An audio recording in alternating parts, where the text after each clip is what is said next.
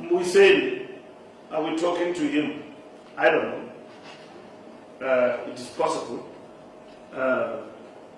It's only him and him only who will speak for himself. But I will not be shocked that the ANC can talk to him and probably because he's a good member of society, and in the realm of politics he's a good politician, and so why not talk to him?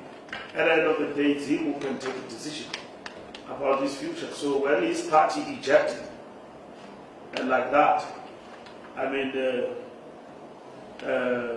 just kick somebody like Mbuyiseni out, it means, hey, Julius is powerful, he's overconfident of himself. I mean, Mbuyiseni he's not just a small boy and all of that in politics. It's like in the ANC, if I dismiss my thing, do you think I'm mad? I want to eat. You know that.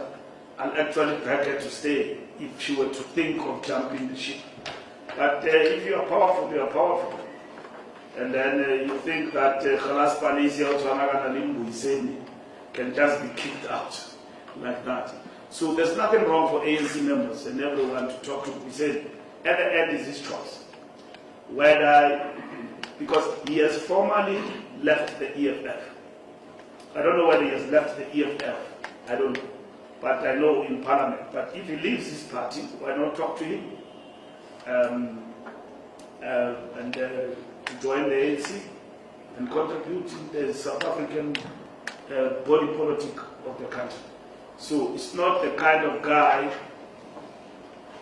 who left because it looks like he was kicked out. He was shown that it's of no value to his party.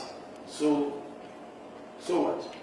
At the end of the day, if he decides to be a politician and want to remain in politics and pursue the agenda of transformation, liberation of our people, we in the ANC, we are open to that. He can come. It's a platform for all South Africans to come and participate. And Lunga, I wouldn't say ANC members didn't talk to him or they are engaging and all of that. It is possible. Okay.